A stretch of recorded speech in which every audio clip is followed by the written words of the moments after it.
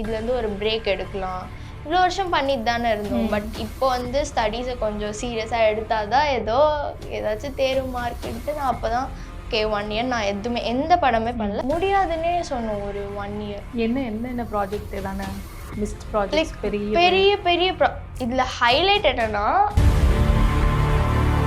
Lyca productions Subaskaran வழங்கும் அனுபமா பரமேஸ்வரன் நடிப்பில் lockdown உங்கள் அபிமான திரையரங்குகளில் வெற்றி நடை போடுகிறது. ஸ்டடீஸ் இதுக்கு முன்னாடிலாம் அவ்வளோ பெருசாக கஷ்டமாக இல்லை. லைக் ஃபுல்லாக லீவ் போட்டு அப்புறமா படித்தாலும் புரியும், நான் அம்மாக்கா படிப்பேன், நான் போய் எழுதுவேன், மார்க் வந்துடும், அந்த மாதிரி இருந்துச்சு.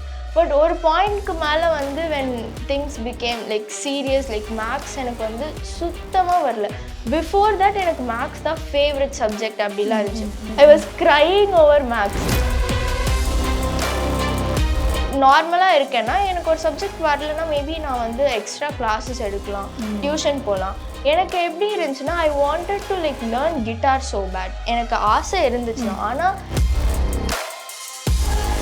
சொல்லி வச்ச மாதிரி ஒரு பெரிய ஆஃபர் எப்போ வந்துச்சுன்னா என்னோட போர்டு எக்ஸாம் டேட்டில் வந்து கேட்டாங்க.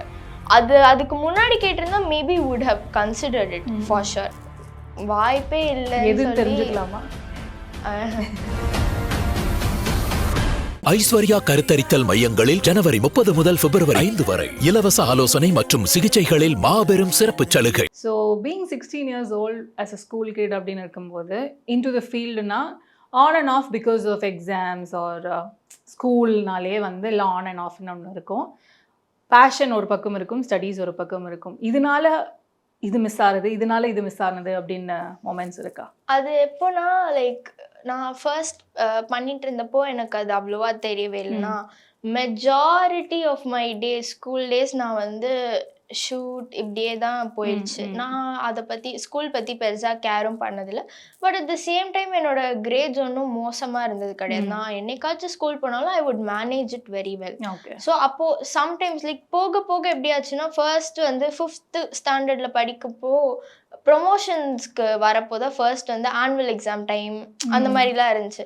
அப்போ வந்துட்டு நான் எப்போ லைக் 6th நினைக்கிறேன் கொச்சின்லேருந்து நான் மிட் நைட் வந்து ஃப்ளைட் பிடிச்சி இங்கே வந்துட்டு I had to upload my exam paper எழுதி அதை அப்லோட் பண்ணணும். 12 o'clock பண்ணிருக்கணும். ஆக்சுவலி சப்மிட் பண்ற டைம் என்னமோ லைக் 3 o'clock அந்த மாதிரின்னு வச்சுக்கோங்களேன் எக்ஸாம் ஸ்கூல்ல கொடுத்த டைம்ல. பட் தென் லைக் அது வந்து இட் உடன் கவுண்ட். லைக் 12 o'clock மேல அப்லோடே பண்ண முடியாது.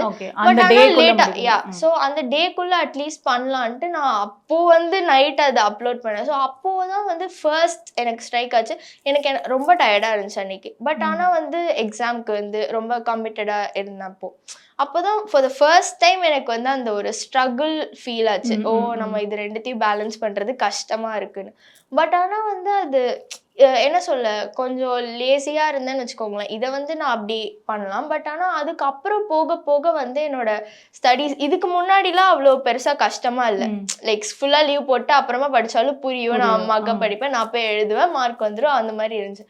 பட் ஒரு பாயிண்ட்க்கு மேலே வந்து when things become like serious, like maths எனக்கு வந்து சுத்தமாக வரல.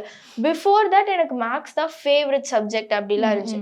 ஒரு பாயிண்ட்க்கு மேலே நான் ரொம்ப என்ன சொல்ல நான் அவ்வளோ ஸ்ட்ரெஸ் ஆனதே கிடையாது என்னோட வாழ்க்கையில். I was crying over maths. நான் வந்து ஒரு பாயிண்ட்ல அது எனக்கு எதுவுமே புரியல, எதுவுமே தெரியல. நான் என்னோட டீச்சர்ஸ் கிட்ட கேட்டப்போ உனக்கு இதுவே தெரியலமா, இந்த பேசிக்ஸே தெரியலமா, அதுக்கு நான் இப்போ என்ன பண்றது?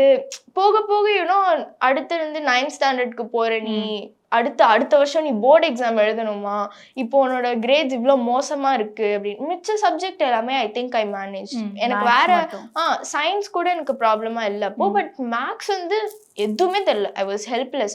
அப்போ என்னன்னா இப்போ சப்போஸ் வந்து நார்மலா இருக்கேன்னா எனக்கு ஒரு சப்ஜெக்ட் வரலன்னா மேபி நான் வந்து எக்ஸ்ட்ரா கிளாஸஸ் எடுக்கலாம், டியூஷன் போகலாம். எனக்கு எப்படி இருந்துச்சுன்னா I wanted to like learn guitar so bad. Okay, I had other passions. எனக்கு ஆசை இருந்துச்சுன்னா, ஆனால் if I had to pursue and acting எனக்கு அந்த கிளாஸஸ் எதுவுமே அட்டென்ட் பண்ண முடியாது. சேர்றது பெரிய விஷயம் இல்லை, கண்டினியூஸாக போகணும். எனக்கு ஷூட் இருக்கும், நான் ஸ்கூல் போகிறதே பெரிய விஷயமா இருந்துச்சு. என்னால் எப்படி அதெல்லாம் லைக் அட்டென்ட் பண்ண முடியும்? ஸோ நான் அதெல்லாம் நான் விட்டுட்டேன். ஓகே எனக்கு இதுதான் வேணும். We had to prioritise. So நான் வந்து எனக்கு இதுதான் ப்ரையாரிட்டின்னு இருந்தேன். பட் ஆனால் ஸ்டடீஸ்னு வரப்போ என்னால் டியூஷன் கூட அப்போ ஜாயின் பண்ண முடியல. அதுக்கப்புறமா என்னாச்சு, நான் 9th வந்து எனக்கு ஷூட் எல்லாமே இருந்துச்சு. நான் டியூஷன் போகல அந்த வருஷம். போயே ஆகணுன்ற டைம்லேயே நானே படிக்கலாமான்னு நான் ட்ரை பண்ணேன். என்னால் முடியல. அதுக்கப்புறம் தான் வந்து 9th ஆனுவலுக்கு கொஞ்சம் முன்னாடி, ஐ திங்க் 1 month முன்னாடி தான் நான் போயிட்டு ஓகே நான் ஃபர்ஸ்ட் வந்து ஒரு டியூஷன் சென்டர் போனேன். போயிட்டு எனக்கு படிச்சே ஆகணும், வேற வழியே இப்போ நான் விட்டுட்டா என்னால் அதுக்கப்புறமே போர்ட்ஸ்க்கு ரொம்ப கஷ்டமாயிரும்னு சொல்லிட்டு நான் அப்போதான் வந்து கொஞ்சம் எனக்கு டைம் இருந்துச்சு. அப்போ வந்து நான் ஃபர்ஸ்ட் அப்போதான் ஒரு பிரேக் எடுத்தோம். ஓகே இப்போ நம்ம வந்து நல்ல படம் வந்தா அப்போ மட்டும் பண்ணலாம், இவ்வளோ பண்ணிட்டே இருக்க வேணாம், வரிசையா பண்ண வேண்டாம். அதுக்கப்புறமா நான் 10th ஸ்டாண்டர்ட்க்கு என்னோட வீட்டில் என்ன சொன்னாங்கன்னா, இவ்வளோ வருஷம் நீ பண்ண எல்லாமே ஓகே, பட் 10th ரொம்ப இம்பார்ட்டண்ட். இவ்வளோ வருஷம் இட் wouldn't matter. ஆனால் இந்த வருஷம் வந்து கண்டிப்பாக படித்தே ஆகணும், அதுவும் நல்லா படித்தே ஆகணும்னாங்க. ஸோ அதுக்கு வந்துட்டு எனக்கு அப்போது என்னோட வீட்லேயும் தெரிஞ்சு எனக்கும் தெரிஞ்சது, இப்போ இந்த ஒரு வருஷம் நான் வந்து ரெண்டுத்தையும் மேனேஜ் பண்ண முடியாது ஃப்ராங்க்லி ஸ்பீக்கிங்னு. மேபி ஜஸ்ட் நான் சும்மா கிளியர் பண்ணணும், அடுத்தடுத்து ஸ்டடீஸ் பர்சியூ பண்ணணும்னு நினச்சிருந்தா பண்ணிடலாம். பட் ஆனால் என்னோட அம்மாவுக்கு வந்து நல்ல மார்க்ஸ் வேணும்ன்ட்டு இருந்துச்சு. ஸோ எனக்கும் வந்து ஓகே இந்த ஒரு வருஷம் வந்து நம்ம இதுலேருந்து ஒரு பிரேக் எடுக்கலாம். இவ்வளோ வருஷம் பண்ணிட்டு தானே இருந்தோம், பட் இப்போ வந்து ஸ்டடீஸை கொஞ்சம் சீரியஸாக எடுத்தாதான் ஏதாச்சும் தேர்வு மார்க்குன்ட்டு நான் அப்போ தான் ஓகே 1 year நான் எந்த படமே பண்ணல. வந்த எல்லா ஆஃபர்ஸுமே இல்லை 10th நாங்கள் ஸ்டாப் பண்ணிட்டோம். கம்ப்ளீட்டாக நான் பண்ணவே இல்லை 1 year. அதுக்கப்புறமேட்டு என்னோட போர்டு எக்ஸாம்ஸ் முடிச்ச அப்புறம் தான் வந்து அடுத்து இந்த மாதிரி இன்டர்வியூஸ் கேட்டப்போ அடுத்து அப்போதான் நாங்கள் ஸ்கிரிப்டே லைக் கேட்க ஆரம்பிச்சோம். அதுக்கு முன்னாடி வந்து ஸ்கிரிப்ட் சொன்னப்போ கூட இல்லை, லைக் எப்போ ஷூட் அப்படின்னு கேட்போம். அவங்க அந்த இயர் ஐ மீன் அந்த டைம்ல சொல்லுவாங்க, போனா இல்லை இப்போ 10th படிக்கிறா, ஸோ அதனால முடியாதுன்னே சொன்னோம் ஒரு 1 year. என்ன ப்ராஜெக்ட் ஏதான மிஸ்ட் ப்ராஜெக்ட் பெரிய இதுல ஹைலைட் என்னன்னா, அந்த 1 whole year அப்பப்போ கால் வந்துட்டே இருந்துச்சு ரைட். ஆனா அதுல பெரிய ஆஃபர்ஸ் எப்போ லைக் சொல்லி வச்ச மாதிரி ஒரு பெரிய ஆஃபர் எப்போ வந்துச்சுன்னா, என்னோட போர்டு எக்ஸாம் டேட்ல வந்து கேட்டாங்க. அதுக்கு முன்னாடி கேட்டிருந்தா maybe would have considered it for sure. ஆனா போர்டு எக்ஸாம் டேட்லயே கேட்டாங்க. ஸோ வாய்ப்பே இல்லை. எதுன்னு தெரிஞ்சுக்கலாமா? அது வேண்டாம். சரி ஓகே. ஸோ அதனால வந்துட்டு அந்த மாதிரி நிறைய ப்ராஜெக்ட்ஸ் வந்து அந்த 1 year வந்துட்டு வேண்டாம்னு சொல்லிட்டே இருந்தோம். ஸோ அது மாதிரி போக போக வந்துட்டு இது ரெண்டுத்தையுமே மேனேஜ் பண்றது ரொம்ப கஷ்டம். கண்டிப்பா ரொம்ப கஷ்டம் சொல்லுவாங்க. இப்போ அடுத்து 10th முடிச்சுட்டு வந்து இப்போ படம் திருப்பி ஃபர்ஸ்ட் பண்ண மாதிரி பண்ணலாமான்னா முடியாது. இப்போ வந்து நான் வந்து செம்மையா படிக்கணும்னு ட்ரை பண்ணா கூட அப்படிலாம் வேண்டாம், நார்மலா படிக்கணும்னு ட்ரை பண்ணா கூட வந்து ரொம்ப கஷ்டமா இருக்கு. ஸோ இப்போ அகைன் +2க்கும் அந்த மாதிரி பிரச்சனை வரும்ல. பட் ஆனா இப்போ ஓரளவுக்கு என்ன சொல்ல மென்டலி ஒரு ப்ரிப்பரேஷன் இருக்கு எனக்கு, எப்படி மேனேஜ் பண்ணலாம். பிகாஸ் அதுக்குன்னு இது அப்படியே விட்டுற முடியாது ரைட். நான் ஃபர்ஸ்ட்டும் வந்து அவ்வளோ அப்படியே சீம்லெஸ்ஸா ஒன்றும் படிக்கல, எங்கேயோ கொஞ்சம் கஷ்டப்பட்டு தானே படிச்சிருப்பேன். எக்ஸாம் இருக்குன்னா நான் ஷூட்டிங் ஸ்பாட்லலாம் போய் படிச்சுட்டு இருப்பேன்.